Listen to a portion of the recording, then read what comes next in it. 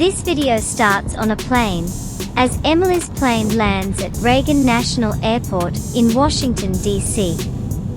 She has to be honest, this was a little frightening, not because of the landing itself, but because of the recent collision and some close calls since then. But this is the closest airport to the district. It's just before 10 p.m., and the airport is pretty much closed. Maybe it's just this terminal. There is a large terminal next to this one that might be busier.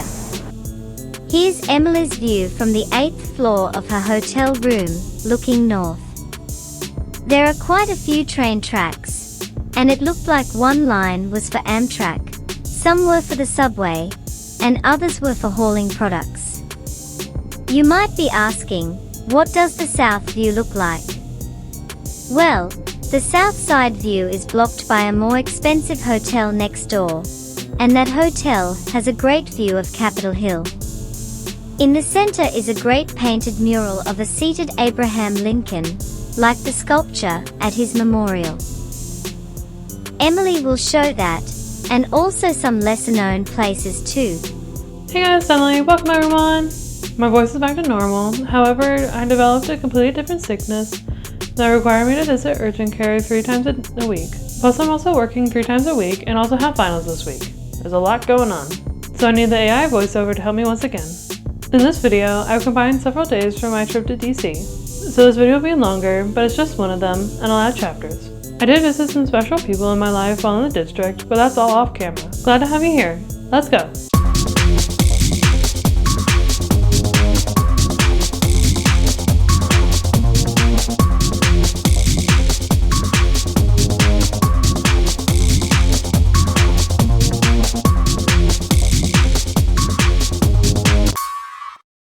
Let's start with a view of the Capitol building, as we make our way toward the National Mall.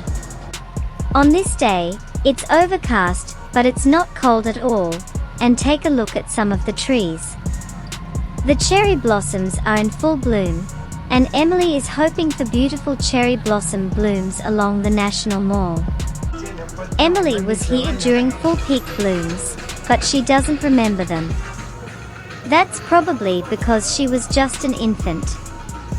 Would you believe it took half an hour to drive 3 miles to get here? But Emily finally did get here, and she's at the Museum of Natural History. It is so freaking crowded. So many people are in this museum, and the rotunda is full. This museum has many levels, but Emily is going to focus on the fossils and ocean life. But first, would you take a look at this gigantic geode? This has to be about 15 or 20 feet tall, and probably costs a fortune. Now in the fossil exhibit, and this one looks like an elephant, maybe the fossilized version of the elephant in the rotunda. I'm not sure how much good video I can get with all these people in here, but they have every right to be here and take pictures and video too. From so simple a beginning, endless forms most beautiful and most wonderful have been, and are being, evolved. That was a quote from Charles Darwin. What's great about all the Smithsonian museums in the district? They all cost nothing.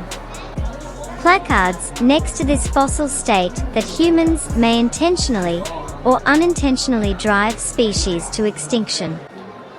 But humans also have the capacity to help them recover. There are a lot of fossils in this somewhat small room. This massive former dinosaur is a Diplodocus. It's 13 feet tall and 90 feet long, with its neck being about half of the overall length. There aren't just dinosaur fossils here. There are fossils of plants and arthropods here too, as well as small pieces of the land where these creatures settled in. There are also fossilized snails and seashells, which appear to be 300 to 350 million years old. Emily doesn't know what all these dinosaurs are called, but they seem familiar based on watching the Jurassic Park films.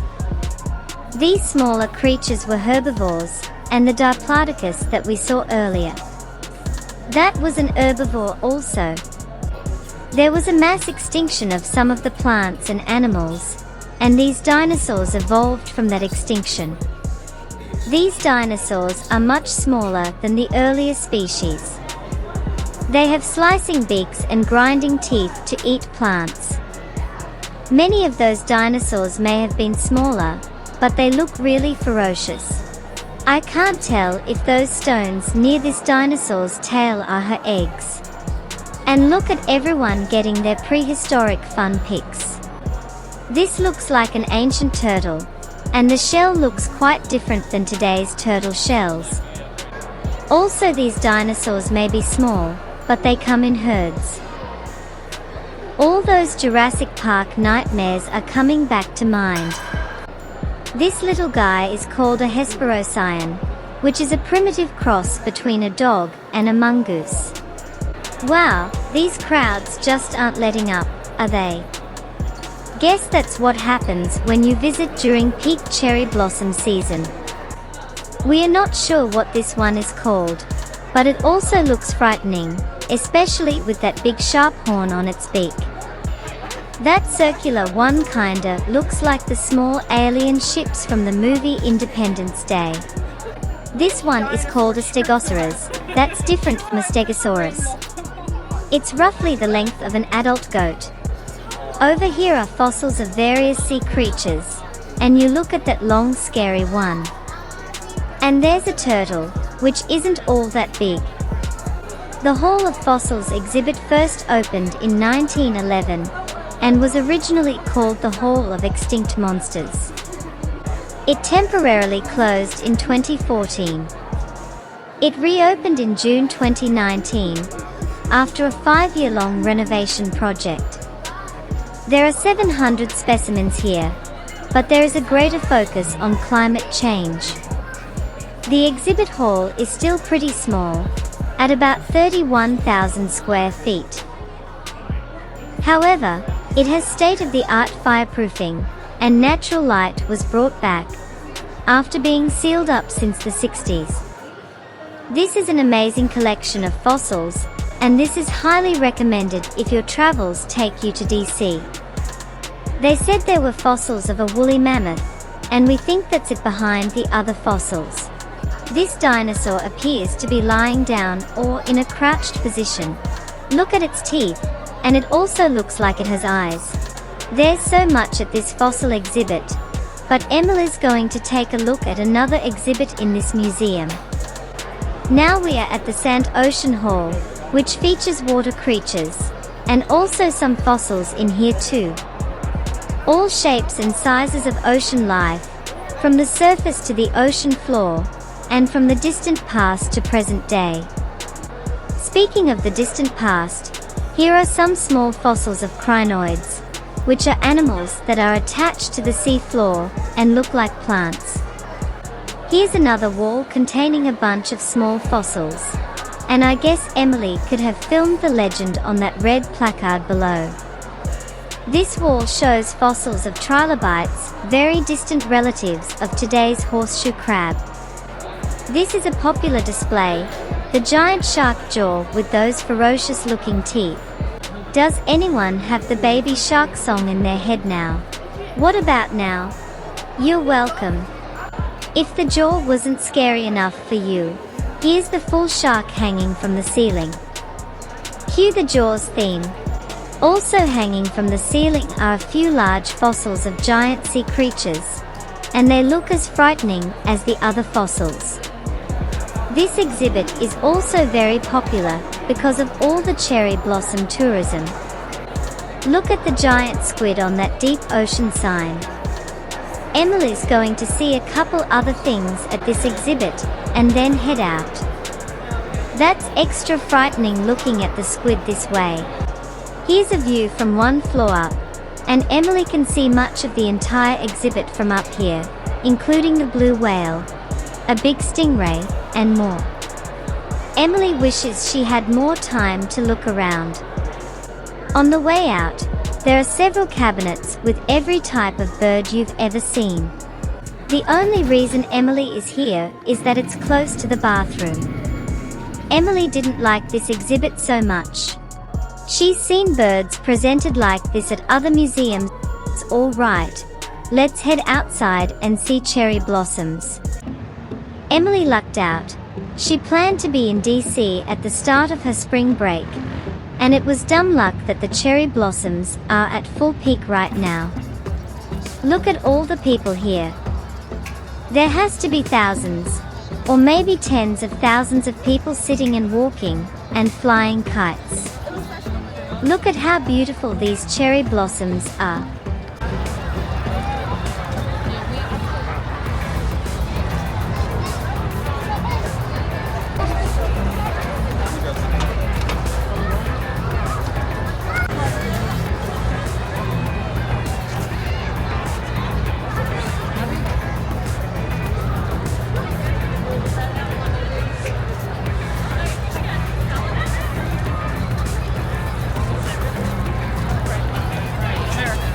So awesome!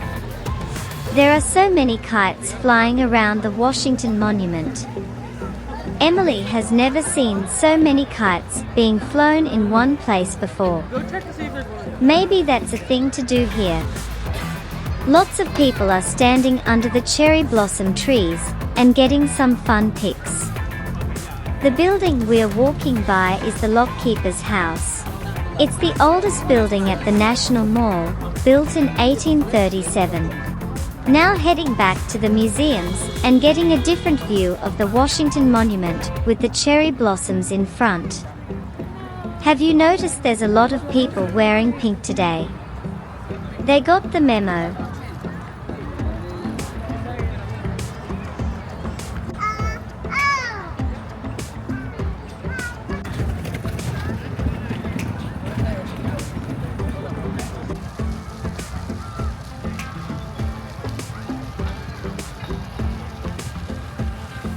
Alright, let's check out another great Smithsonian museum. Emily's now at the National Gallery of Art. The close friends she is with really wanted to go to this museum, and it's not nearly as crowded as the other museums, so thankfully a little bit of breathing room. This oil painting is called Watson and the Shark, and was painted by John Singleton Copley in 1778. Look at these amazing pictures of the United States' first three presidents, Thomas Jefferson, John Adams, and George Washington. Gilbert Stuart painted all of these in 1821, and they look better in person. The painting on the left is simply named The Hobby Horse, painted by Robert Peckham. On the right, The Barnyard, painted by Amzi Emin Zelef. This is named Alpine Mastiffs Reanimating a Distressed Traveller, painted by Sir Edwin Landseer in 1820. This painting is called The House of Representatives, and painted by Samuel F. B. Morse in 1822. This oil painting has so much amazing detail. Morse wanted to glorify democracy in action, but also show Pawnee Nation Chief Pedaleshero isolated from the rest, to note Native Americans' oppression and forced removal. Three paintings from Thomas Sully, from left to right, Patrick Tracy, Eliza Ridgely, and Captain Charles Stewart. Edward Savage painted the Washington family between 1789 and 1796. They all posed for this picture while in New York City. This is called the Battle of La Hogue, painted by Benjamin West in 1778. The actual battle took place in 1692. This dramatic painting is called Joshua, commanding the sun to stand still upon Gideon, painted by John Martin. This is the Emperor Napoleon in his study at the Tuileries, painted by Jacques-Louis David in 1812. Here are French paintings. This one called Still Life with Game, and over here is Soap Bubbles, painted by Jean-Simeon Chardin. You know Emily had to get some pictures with dogs in them. Both of these were painted in the 1720s, 300 years ago. Rembrandt painted this in 1634, It's called The Descent from the Cross. He was known for painting religious scenes. Here's another example. This is called The Apostle Paul, which Rembrandt painted in 1657. Rembrandt painted over 100 self-portraits. He invented the selfie. This 1630s painting is of Rembrandt's wife, Saskia van Uylenburg. This painting is called The Mill, which some feel was not actually painted by Rembrandt. This painting is agreed to be a Rembrandt, and it's called An Old Lady with a Book. This painting of St. John's Cathedral was painted by Peter Jansen Redham in 1646. Alright, let's move on. On a different day, Emily's on the southern end of the district in the Anacostia neighborhood, and she found this gigantic Duncan Fife chair. This chair had some interesting history. This is simply called the Big Chair, and was rededicated in 2006. This chair is 19 feet tall, and replaced the original mahogany Big Chair, which was built in 1958 by the Bassett Furniture Company.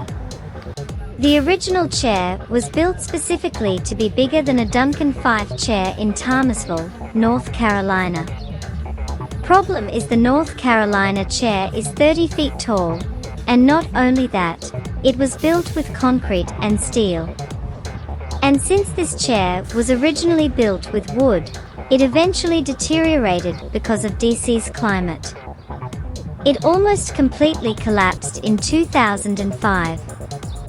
So the mahogany chair was torn down, but replaced by this one a year later, which is an almost exact replica made from aluminum, but stained with the color of mahogany. And just like the Duncan Fife chair in North Carolina, you cannot sit in this one, and this one is surrounded by iron fencing. Alright, let's gradually make our way back toward the center of the district. A little bit north of where Emily was. Now she is in a neighborhood called the Southwest Waterfront. Look at this interesting church on the right side of the road. This was Friendship Baptist Church, and was built in 1886 with slave labor. The fact that this church is still standing is considered a miracle, but now it's an amazing roadside attraction. After briefly being called Blind Wino, this edifice is officially called the Culture House, but it's more commonly referred to as the Technicolor Church. In 2014, an Atlanta-based painter named Hens gave this abandoned church a very colorful exterior. It's also painted just like this on the inside, but the Culture House is only open on some Sunday afternoons. Back in the 1950s, urban renewal projects evicted long-time residents and tore down nearly everything in this area to make room for freeways and other building projects. But this building survived. According to a 1960 article, this church was spared because its pastor, Reverend Benjamin H. Whiting, said this was, quote, a bedrock neighborhood institution, and it also had a new educational center.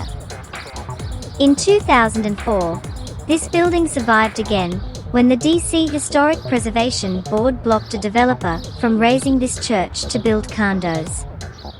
This neighborhood is being revitalized, but the Culture House is a valued part of this area, with a new community garden and occasionally hosting art exhibits. Alright, let's move on. Now Emily is at the corner of Rock Creek Church Road and Webster Street, which is a couple of miles north of downtown Washington, D.C. This is St. Paul's Church and Rock Creek Cemetery, established in 1719. There are some grave sites in this cemetery that Emily would like to see. That must be St. Paul's Church, but it looks like a new church, don't you think? Anyway, the first grave marker is not far from the entrance, just over here. All of a sudden, a bunch of cars drove by. We are not sure if there is a burial or church service about to start. probably about 3 dozen or so cars. Anyway, Emily is at the final resting place of Evelyn Y. Davis. She had the nickname Queen of the Corporate Jungle.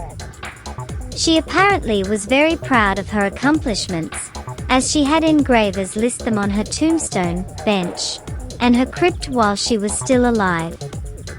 She was a wealthy person who owned stock in various companies, not just to increase her wealth, but to make changes to those corporations, as a prominent shareholder.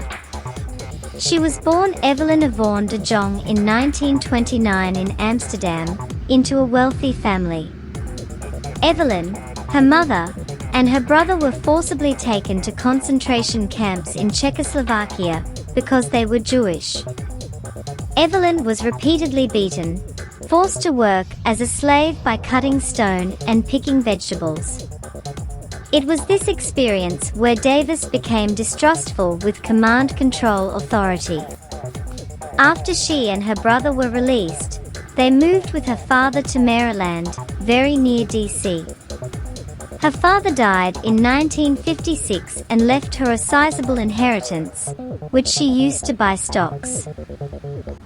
That allowed her to attend shareholder meetings, where she used her unique brand of activism to generate media coverage to publicly ask for changes to how those companies are run.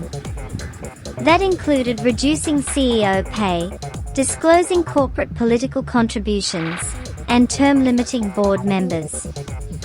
The 70s and 80s must have been interesting times.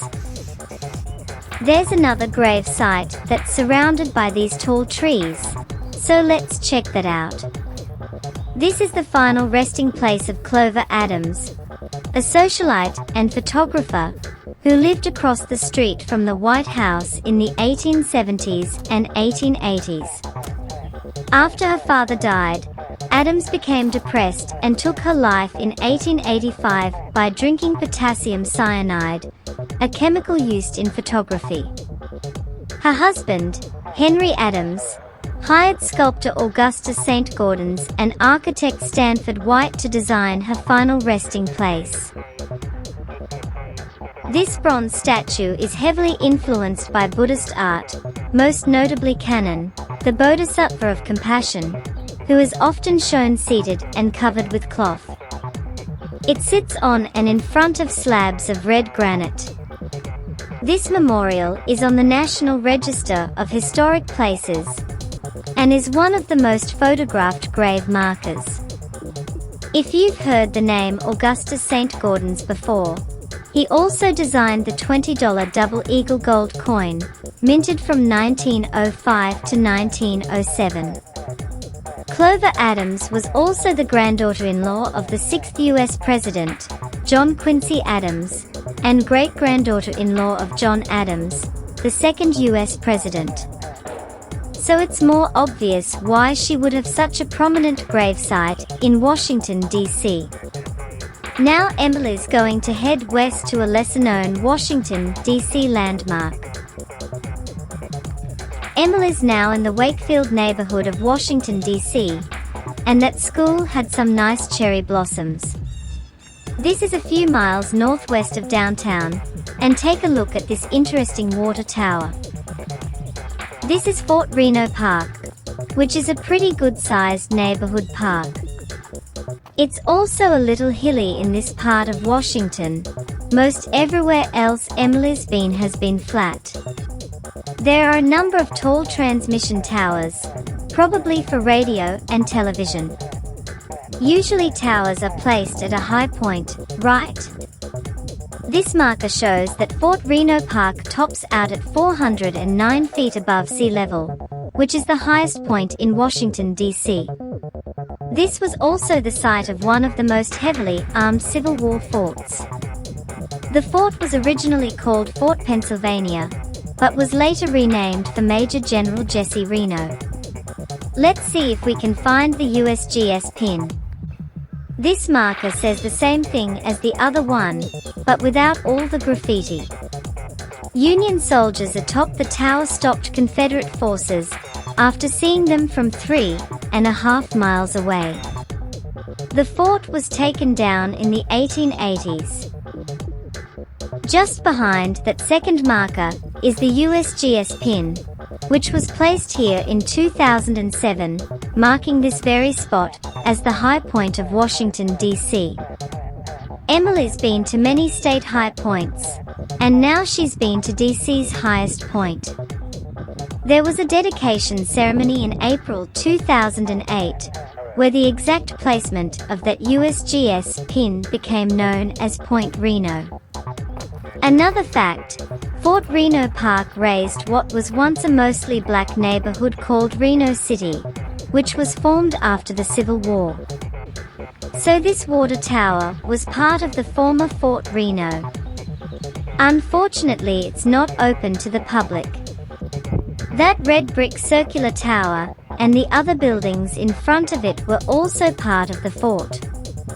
Emily can only get pictures from here, and along the fencing are no trespassing signs. We think this might be a water treatment plant, and there's a reservoir not far from here. There's the back of Alice Deal Middle School, and here's the continuation of Fort Reno Park. The marker describes the 20-year-long process of evicting and then destroying Reno City. Up until the 1970s, former residents would come together for a homecoming gathering to what was their neighborhood. This is the second place that Emily's seen in this video where forced eviction of black residents took place in Washington, D.C. That was surprising to her that anything like this would have taken place in D.C. in the mid-20th century. She's heard about this in other parts of the country, but for D.C. she thought it was different, more inclusive.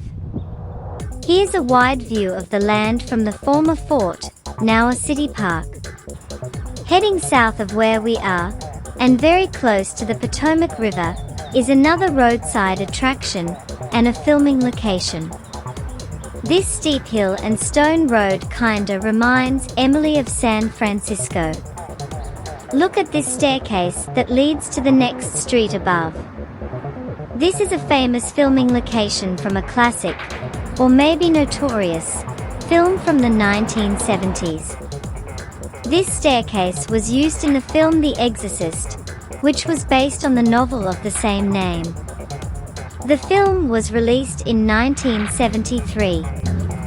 In the film's climactic ending, the possessed Father Karras fell down the staircase to his death. The staircase has 75 steps. This is not only a tourist attraction for those searching out filming locations, but it's also a local attraction. Emily noticed a couple of people using these steps for exercise. Wait a minute, are these steps used for exercise or exercise? But lots of people are using the steps.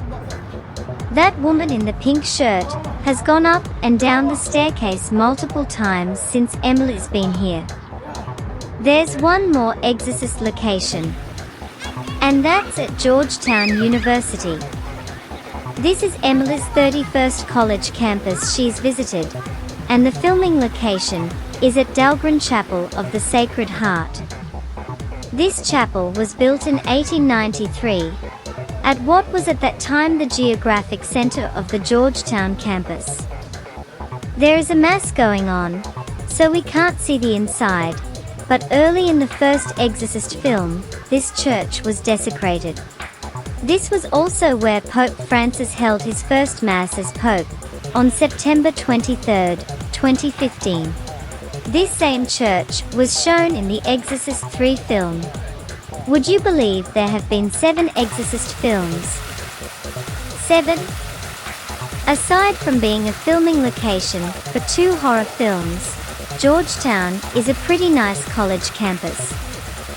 It's the oldest Catholic university in the United States and the oldest university in D.C., founded in 1789. Georgetown is known for their law and public relations programs.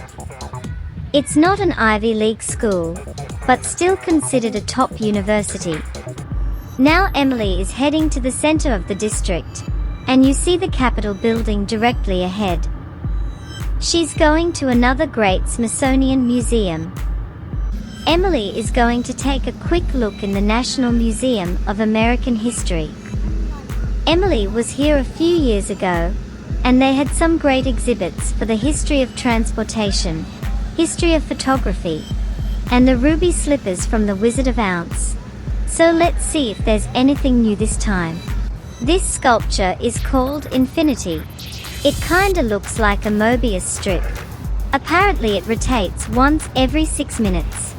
This is a nice display of the American flag, created from many small metal pieces. It looks beautiful with the light shining on it. This exhibit is new. This celebrates the nation we build together, and this nation's continuing pursuit of freedom. Inside this exhibit is a house from Massachusetts. 5 different families lived in the house during different parts of American history. This display shows a reconstruction of a home in the colony of Massachusetts. This home was owned by Abraham Choate, and at that time, tea was considered an exotic beverage since it was imported from China, and they practiced special rituals to follow what was done in England. This house takes visitors through a 200-year-long journey on how the United States came to be, from colonial times through the Civil War. That includes a 14-year-old slave from 1777 named Chance, working in this large house owned by a minister. That marker noted even back then, there were discussions to free slaves in Massachusetts. This shows a home in 1840, and the owner, Lucy Caldwell, is hosting a meeting of a female anti-slavery society. They sew goods to sell at anti-slavery fairs and support activists like Frederick Douglass. This shows how they did laundry 200 years ago. Back then, laundry was a day-long process. It's interesting how much the United States has changed in just 200 years' time. Let's check out more of this exhibit. The title has a dual meaning. How did we become us? And how did we become the US? This will show how diverse peoples built a nation together. Speaking of people, lots of visitors are here today. This shows that we live transportational lives. But notice the Western Union sign, transporting money too. This display shows the influence of Mexican culture on the southwestern part of the US, but notes there's much conflict between the US and Mexico. This display here alludes to the immigration crisis. See the uniform on the left, and the backpack on the bottom right. We are not exactly sure, but this could be how Mexicans use distinctive designs and colors for clothing as a form of expression. This is a representation of an early 20th century Mexican bakery. You see a cookie, a tea set, a menu, and flatware. This display shows Chicago's diverse population, where different ethnic and racial groups formed neighborhoods. I'm guessing this is a typical classroom setting from the early 20th century, complete with a desk, American flag, and what a teacher might wear.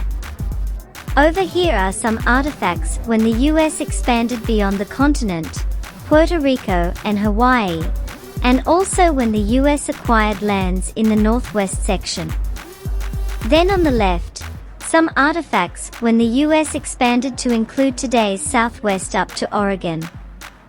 More artifacts from European immigrants, including this beautiful wooden table shaped in an octagon. Emily must be seeing these sections in reverse, because this one shows the US expansion into the Mississippi Valley. Check out the paddle wheel boat. This shows the forced removal of Native American tribes out of the southeastern US into the middle of the country. This is known as the Trail of Tears. Yeah, definitely going in reverse. Those shows artifacts from British South Carolina, including what looks like a butter churn. Finally, Here are some items from when the US was discovered, and then through colonial times, and finally just before the colonies declared their independence from England. Now Emily is back at the National Mall, and there's the Washington Monument once again. Emily's going to visit a couple more monuments along the National Mall. At some point, Emily will have to actually go into the monument and see it from the top. Tickets are free, aside from the $1 service fee for reserving online, but availability is very limited. But the pictures Emily has seen from the top of the monument look amazing. She'll be back to the district soon. Look at the plane about to land at Reagan International Airport, which is very close by. Across the street is the World War II monument. There's another look at the Washington Monument, this time with far fewer people. It was a madhouse during the cherry blossom festivities. Swinging around, and there's the World War II Memorial. It opened in 2004 and is very popular, visited by about 5 million people each year. This quote notes that women had an equal part in winning World War II, and it was a people's war, everyone was in it.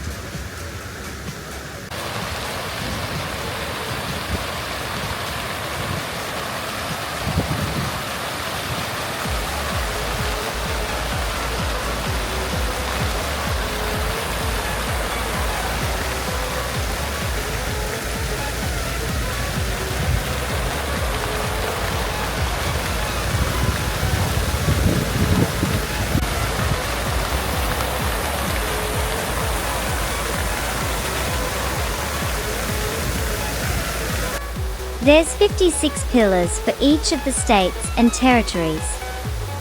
There are 2 arches, one Atlantic and one Pacific. They are for the 2 theaters of the war.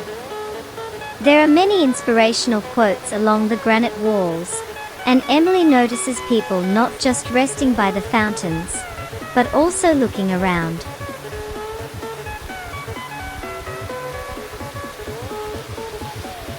Here's a quote from D-Day, June 6, 1944, given by General Dwight D. Eisenhower on the day of the invasion of Normandy, France.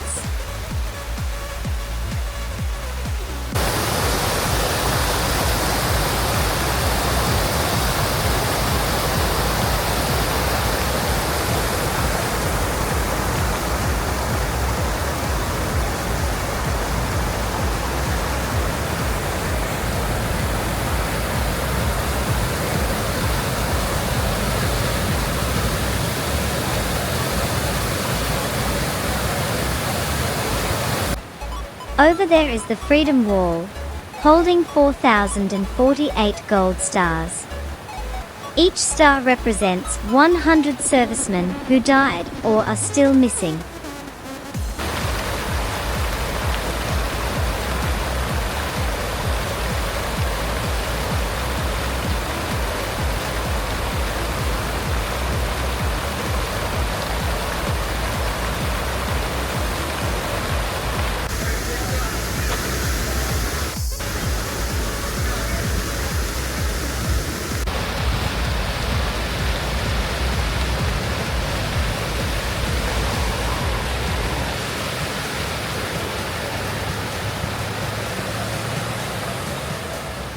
On the other side of the World War II monument is the reflecting pool, and the water is really gross. Emily's going to the Lincoln Memorial. There has to be something they can do about the water. Maybe it's some motion in the water to prevent algae, or whatever that is, from building up. Here's the Lincoln Memorial, completed in 1922, and honors the best president of the United States. Take a look at the left-hand side of the memorial. There appears to be a makeshift walkway, because the elevator is closed for a construction project. They are building something called an undercroft, which might be a fancy name for creating a large finished basement underneath the memorial. This looks pretty amazing what they want to do. There will be a large theater, plus exhibits, and a big store and gift shop. All of that will open in 2026. That sounds like a good reason to come back to the district in a couple of years. Over 7 million people visit this memorial every year, and is open 24 hours a day, every day of the year. In this temple, as in the hearts of the people for whom he saved the Union, the memory of Abraham Lincoln is enshrined forever.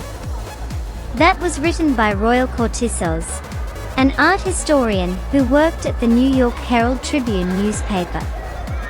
The usage of the word temple is meant to evoke the sacredness of this monument and to place great importance on Abraham Lincoln's legacy. This monument is beautiful, and we hope you see this monument the next time you're in the district. This is the Gettysburg Address. It's just 271 words long, but many consider this most famous and most historically significant speech ever given.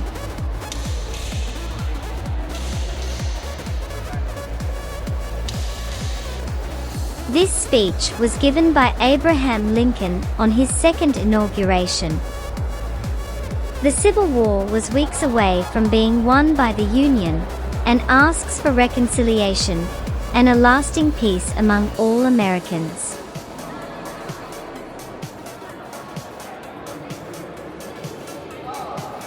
This also is considered one of the most historically significant speeches ever given.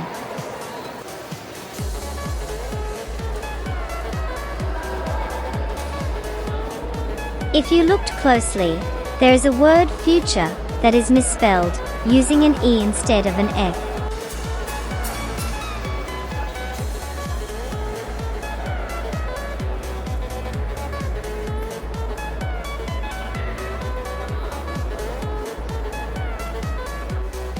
The statue is 19 feet tall and made of Colorado Yule marble.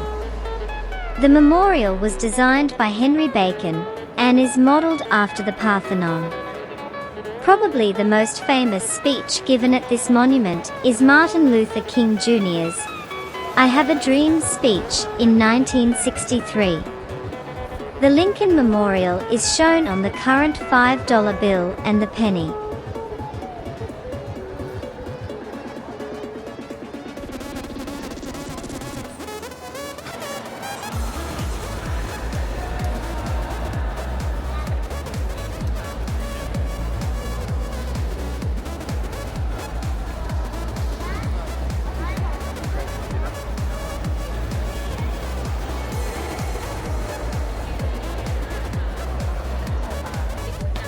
Here's that incredible view of the reflecting pool and the Washington Memorial.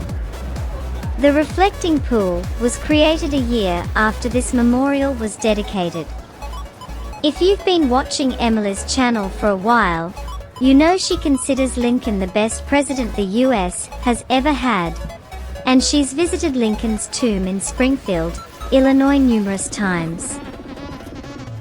Emily wishes they could do something about the water in the reflecting pool. Apparently the pool was completely reconstructed in 2011, but it still has a bad algae problem. There was also a parasite outbreak a few years after the reconstruction, which killed ducks, snails, and other creatures that came in contact with the water. But the landscaping around the pool is on point. Nearby this path around the reflecting pool is the Vietnam Memorial, which Emily didn't have time to see this time, but if you do have time, definitely go see it. In the distance is the White House. The site was selected by George Washington, and the edifice was built during the 1790s. It was burned by the British in the War of 1812, and rebuilt during the 1820s. And finally, Emily is with some cherished people at the Union Market, not too far from Capitol Hill. Take a look at the letter O. It has the cherry blossom decoration. Emily had a really good time during her visits to Washington, D.C. She saw a few of the Smithsonian museums, various landmarks along the National Mall, and some interesting roadside attractions. Emily has no doubt she will return to the district really soon. And that's it. Thank you once again to the AI voiceover for covering for me. Thank you all for watching, and I'll see you next time. Thanks for watching. Bye!